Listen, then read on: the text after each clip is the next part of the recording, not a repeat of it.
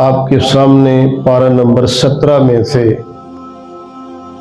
سورۃ الانبیاء کی آیت نمبر 34 اور آیت نمبر 35 تلاوت کی گئی ہیں، جن میں اللہ تعالیٰ نے ارشاد فرمایا وَمَا جَعَلْنَا لِبَشَرٍ مِّن قَبْلِكَ الْخُلْدَ، اور ہم نے آپ سے قبل کسی بشر کے لیے بھی اس دنیا کے اندر ہمیشہ رہنا مقرر نہیں کیا۔ أَفَإِن مِتَّ فَهُمُ الْخَالِدُونَ، کیا اگر آپ وصال فرما جاؤ تو کیا یہ تمہارے دشمن اس دنیا میں ہمیشہ باقی رہیں گے؟ کل نفس ذائقۃ الموت، ہر نفس نے موت کا ذائقہ چکھنا ہے۔ وَنَبْلُوكُمْ بِالشَّرِّ وَالْخَيْرِ فِتْنَةً، ہم تمہاری آزمائش کرتے رہیں گے برائی اور بلائی سے، جانچنے کے لیے۔ وَإِلَيْنَا تُرْجَعُونَ، اور تم سب کو ہماری طرف پلٹ کے آنا ہے۔ ان آیات کا شان نزول یہ ہے کہ کفار مکہ نے ایک دن حسد کی آگ میں جلتے ہوئے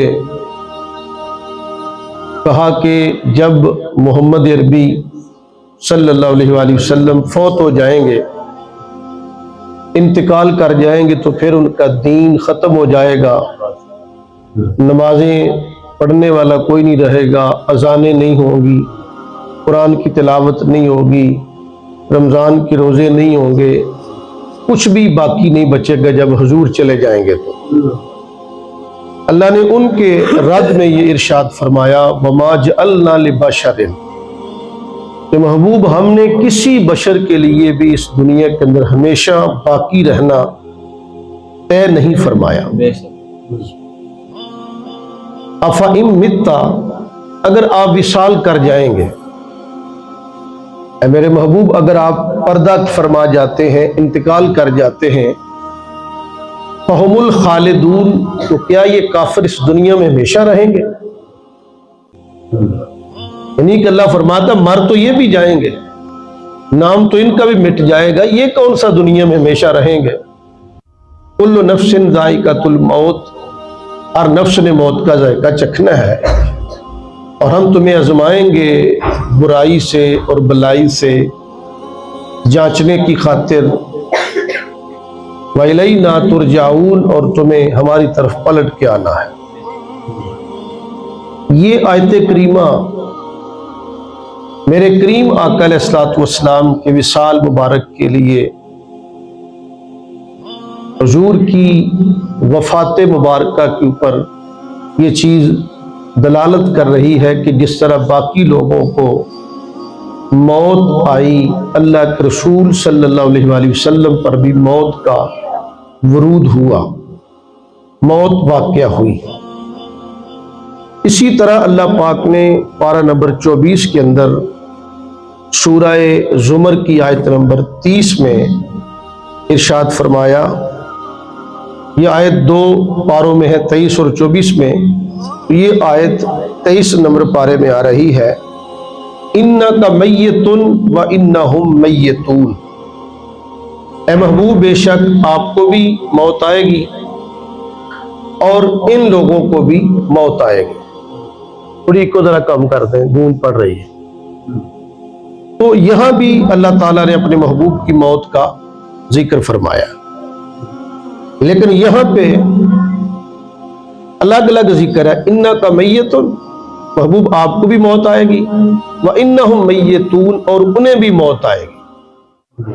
یہ نہیں کہا کہ اِنَّكُمْ كُلُّكُمْ مَيِّتُونَ، کہ بے شک تم سارے مرو گے، سب پہ موت آئے گی۔ اگر ایسا ہوتا تو ایک ہی ضمیر آ جاتی، ایک ہی دفعہ ذکر ہو جاتا پتہ چل جاتا کہ سب کو موت آئے گی، انبیاء کو بھی، غیر انبیاء کو بھی، حضور کو بھی، حضور کی امت کو بھی، نہیں اکٹھا نہیں کہا انک میت وانہم میتون، کہا کہ محبوب تیری موت اور ہے، ان لوگوں کی موت اور ہے۔ بے شک اعلیٰ حضرت نے بڑی خوب بات کی ہے کہ انبیاء کو بھی اجل آنی ہے، مگر ایسی کہ فقط آنی ہے، اسی آن کے بعد ان کی حیات مثل سابق وہی جسمانی ہے۔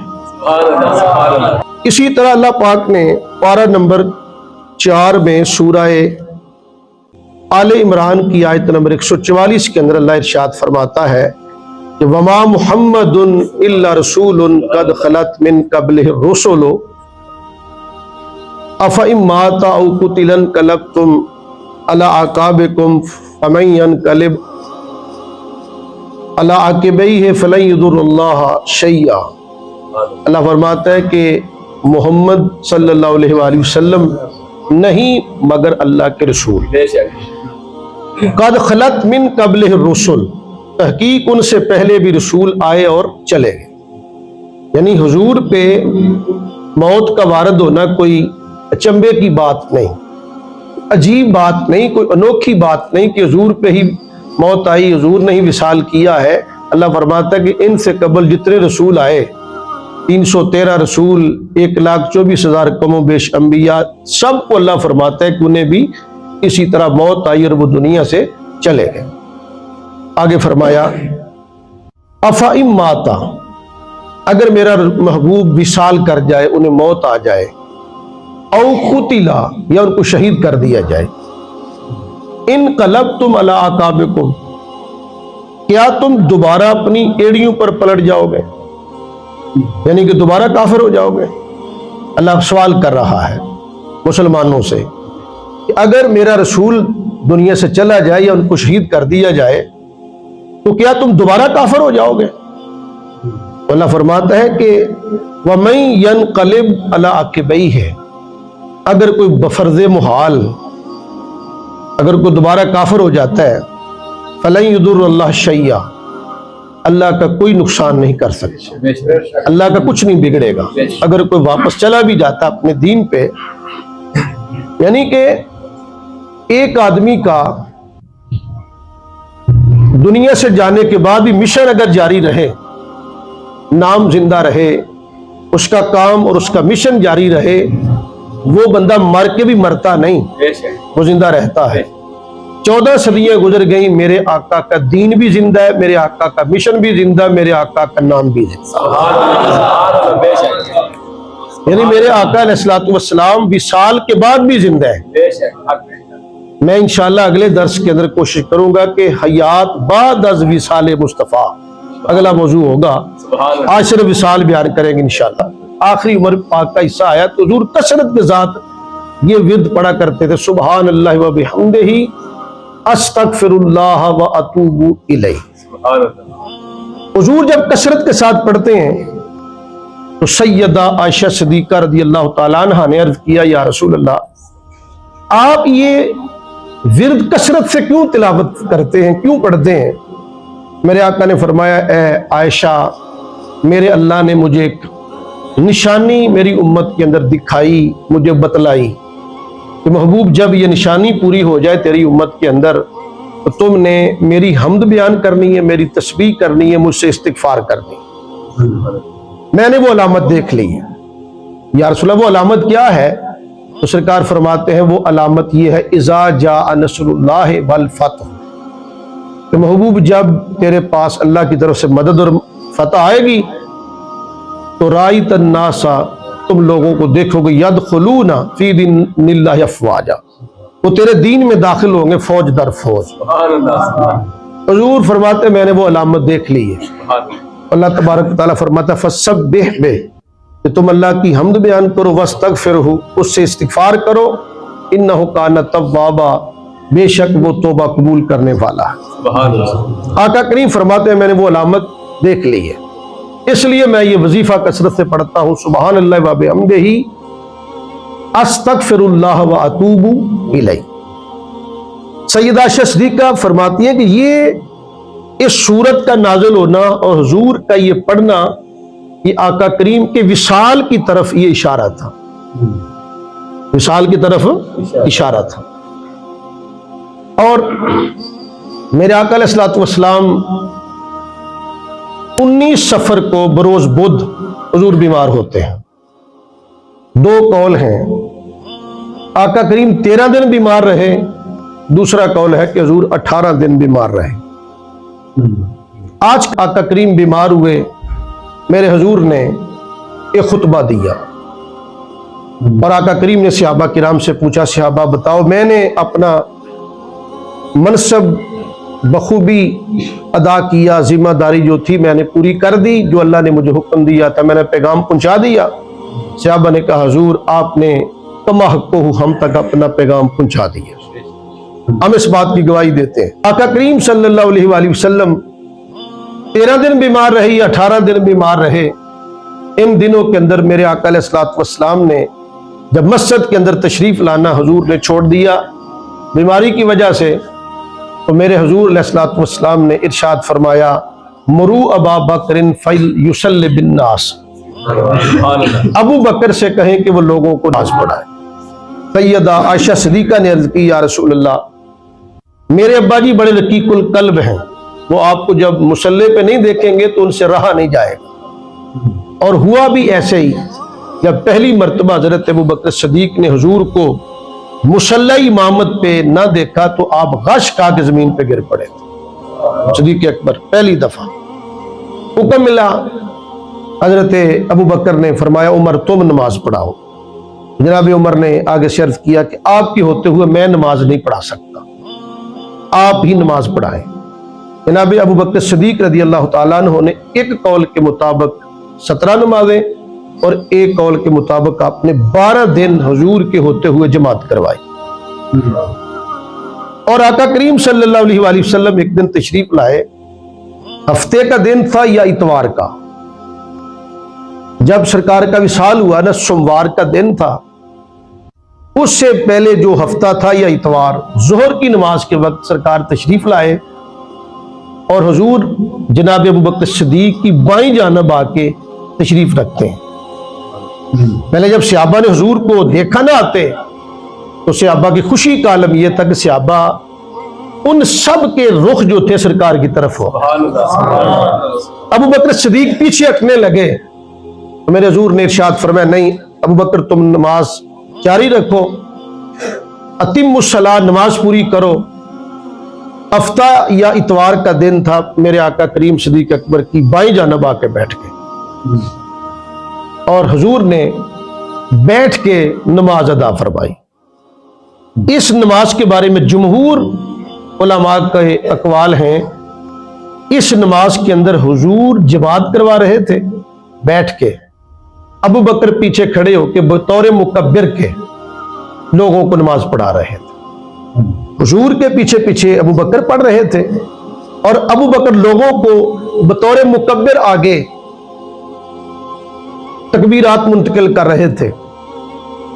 ایک نماز یہ سرکار نے پڑھی اس انداز میں۔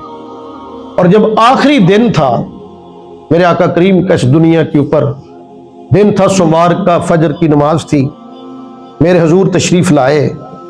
فجر کی نماز کے وقت آپ نے اپنے حجرے کا جب پردے کو سرکایا تو آقا کریم نے ابو بکر کو اپنے مصلی پہ دیکھ کے مسکرانا شروع کر دیا۔ حضور مسکرائے۔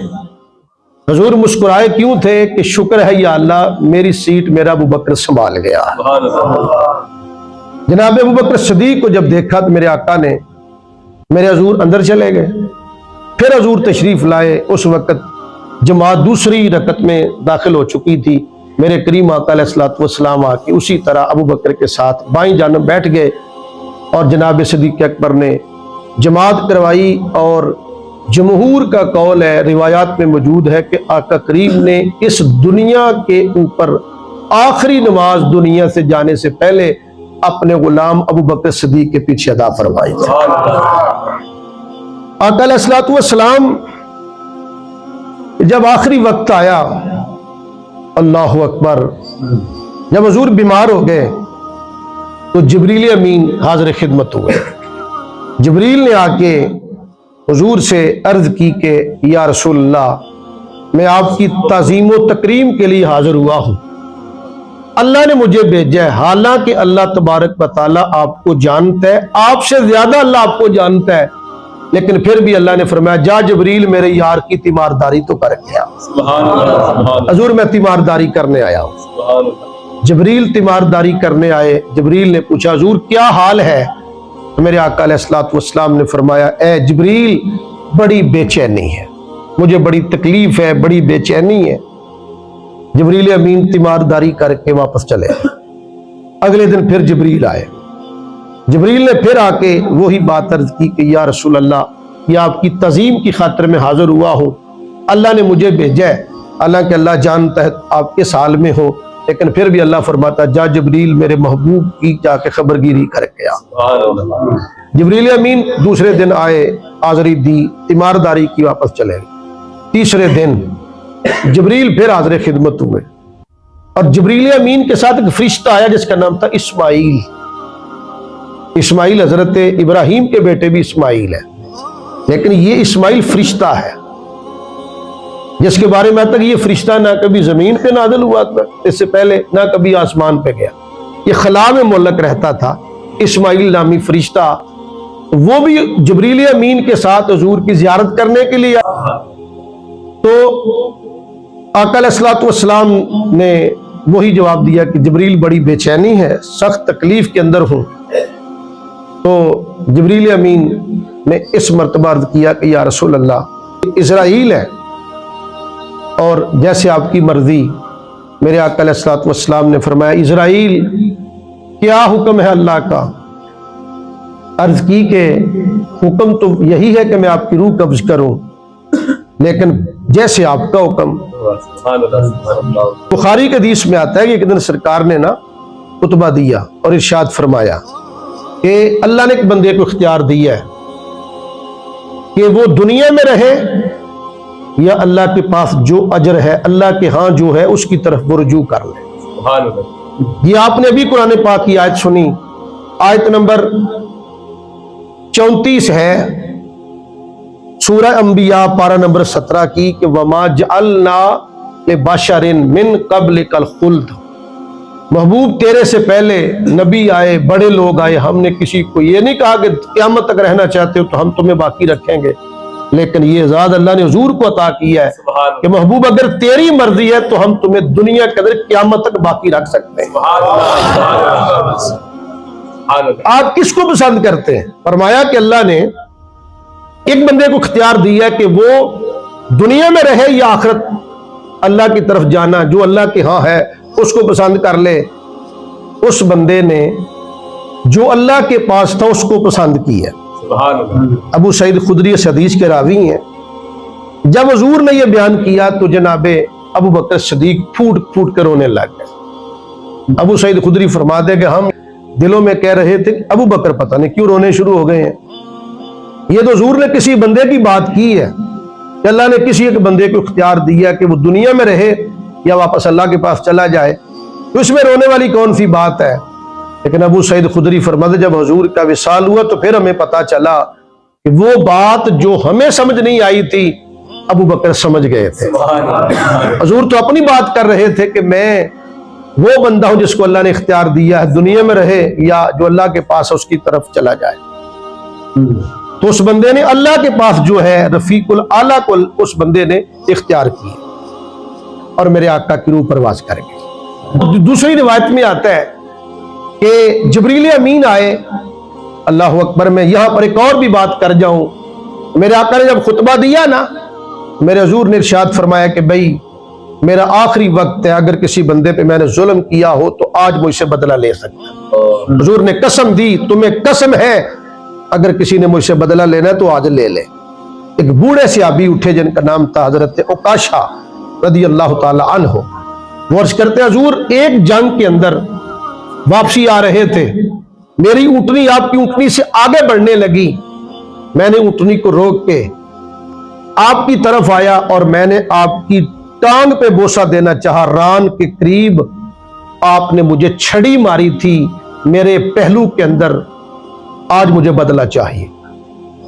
جب صحابی نے یہ بات کی تو باقی صحابہ کی آنکھوں میں خون اتر آیا، صحابہ غصے سے لال پیلے ہو گئے اور سارے غصے کے ساتھ عکاشہ کو دیکھتے ہیں، اور میرے آقا علیہ الصلوۃ والسلام نے فرمایا جاؤ بلال میرے گھر سے وہی چھڑی لے کے آؤ جو چھڑی میں نے اس کو ماری تھی۔ حضرت بلال چھڑی لینے گئے۔ حضرت فاطمہ زہرا نے پوچھا بلال چھڑی کیا کرنی ہے؟ نہ حضور جہاد پہ جا رہے ہیں، نہ کوئی حج کا موقع ہے، چھڑی کی کیا ضرورت پڑ گئی؟ حضرت بلال حبشی نے عرض کیا عکاشہ بن محسن بدلہ لینا چاہتے ہیں آپ کے بابا جان سے۔ حضرت فاطمہ تڑپ گئیں اور اپنے بیٹوں سے کہتی جاؤ بیٹو چلے جاؤ اور جا کے عکاشہ سے کہنا کہ ایک کے بدلے ہمیں 100 مار لے لیکن ہمارے نانے کو معاف کر دے۔ چھڑی لائی گئی، حضرت بلال نے چھڑی پیش کی، عکاشہ نے چھڑی پکڑ لی، صحابہ چیخیں مار مار کے رونے لگ گئے۔ عکاشہ تو کیا کرنے جا رہا ہے؟ حضرت ابو بکر آگے بڑھے، کہا عکاشہ ہم حاضر ہیں، ہم سے بدلہ لے لیں، ہماری پشتیں حاضر ہیں، ہمارے وجود حاضر ہیں۔ میرے کریم آقا نے فرمایا اے ابو بکر تیرے مقام کو اللہ جانتا ہے، تو پیچھے ہٹ جا، مجھے اپنا بدلہ آپ دے لیں۔ پھر آگے عمر آئے، عمر نے آ کے کہا اے عکاشہ میں بدلہ دیتا ہوں، حضور کو چھوڑ دے، حضور سے بدلہ نہ لے۔ میرے آقا فرمایا عمر اللہ تیرے مقام سے بھی بے خبر نہیں، تیری بھی شان بڑی بلند ہے، تو درمیان سے نکل جا، مجھے اپنے بدلے آپ دینے دے۔ پھر حضرت علی آگے بڑھے، حضرت علی نے فرمایا عکاشہ ایک کے بدلے 100 نئی پشت پہ مار لے اور حضور سے بدلہ نہ لے۔ میرے آقا نے فرمایا علی اللہ تیرے مقام کو بھی بھولا نہیں، اللہ کو تیرا مقام بھی یاد ہے، تو درمیان سے ہٹ جا، مجھے اپنا بدلہ آپ دینے دے۔ پھر نبی کے نواسی آگے آتے ہیں اور آ کے کہتے ہیں عکاشہ ہمارے اوپر 100 چھڑیاں مار لے لیکن ہمارے نانے کی جو ہے ذات کو تو چھوڑ دے، بدلہ نہ لے۔ عکاشہ بن محسن آگے بڑھ کے کہتے ہیں حضور جب آپ نے مجھے چھڑی ماری تھی اس وقت میرے بدن پہ قمیض نہیں تھی، میرے آقا نے اپنے بدن اطہر سے قمیض اٹھا دی، فرمایا عکاشہ آپ بدلہ لے۔ عکاشہ چھڑی لے کے آگے بڑھا، لوگوں کے پاؤں تلے سے زمین نکل گئی، دنیا میں زلزلہ طاری ہونے والا تھا۔ جب عکاشہ قریب گیا اس نے چھڑی پرے پھینکی اور نبی کے بدن اطہر کو چومنا شروع کر دیا۔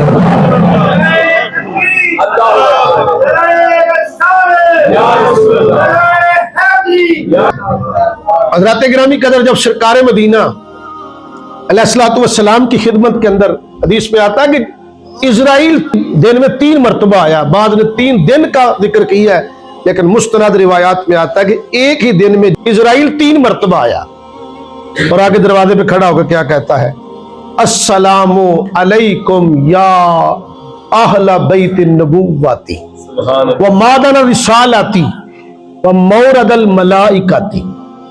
اس کا مطلب یہ ہے کہ اے نبی کے گھر والوں تمہیں میرا سلام، اے مادن رسالت تمہیں میرا سلام ہو، اور اے مورد ملائکہ جس گھر میں جبریل نازل ہوتا ہے ان کو سلام ہو۔ حضرت فاطمہ زہرا نے پوچھا کہ کون ہو؟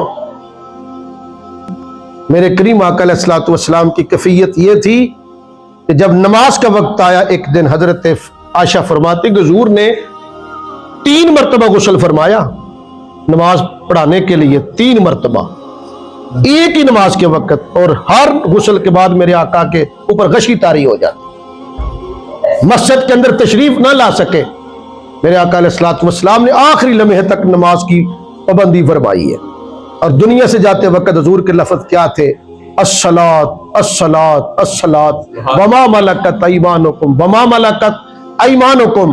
فرمایا بھی میرے بعد نماز کی پابندی کرنا، نماز کی پابندی کرنا، نماز کی پابندی کرنا، جو آپ کے ماتحت ہیں یعنی بیویاں ہیں تمہارے، جو غلام ہیں لونڈیاں ہیں، ان کے ساتھ اچھا سلوک کرنا۔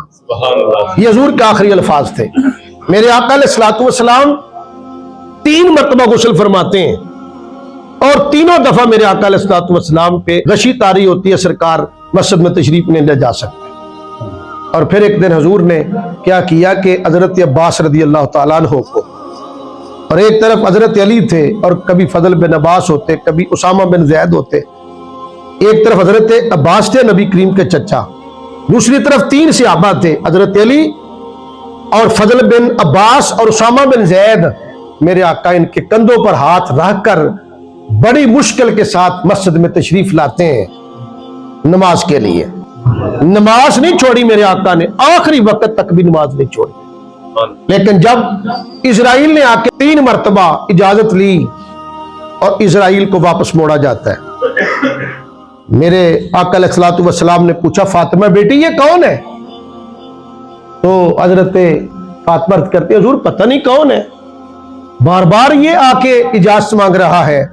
और मैं, बेटी तुम्हें नहीं पता ये कौन है, मैं बताता हूं ये कौन है। ये पता कौन है?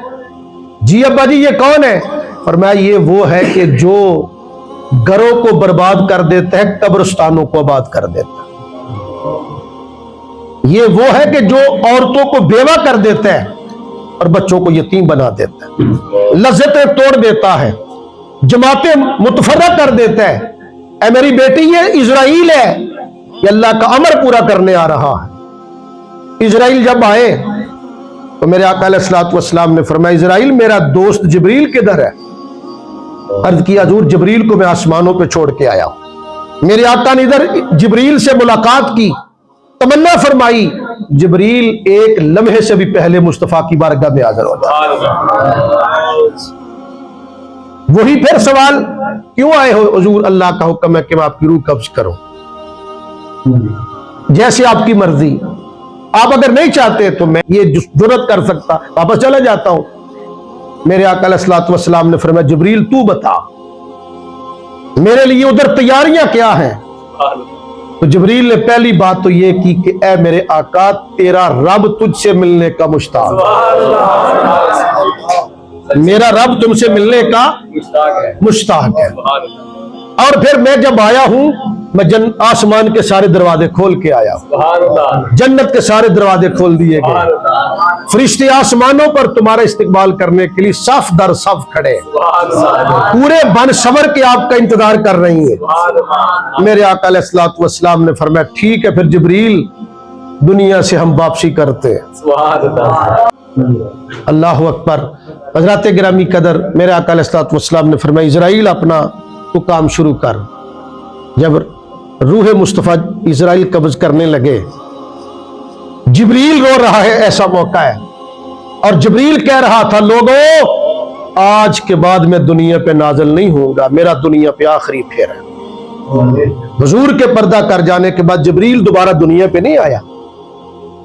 इतनी बड़ी इस दुनिया की महरूमी थी मेरे आका का, दुनिया से तशरीफ ले जाना, हुजूर के वजूद का इस दुनिया से गैबूबत इख्तियार कर जाना, कोई छोटा ये मौका था, कोई छोटी बात थी।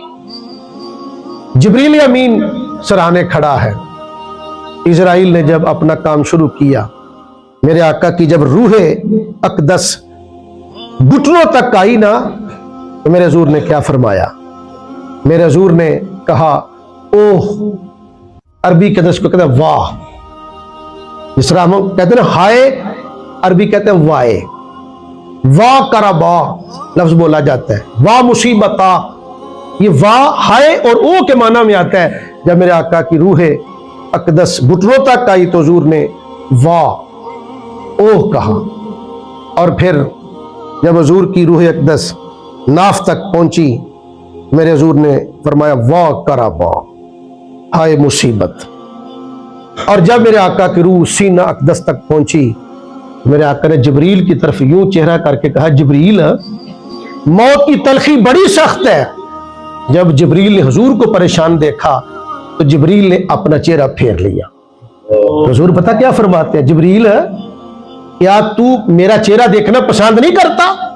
तो जिब्रील ने तड़प के कहा, आका बात ये नहीं, असल बात यह है कि आपको तकलीफ में मुझसे देखा नहीं जा रहा, इसलिए मैंने अपना चेहरा फेर लिया।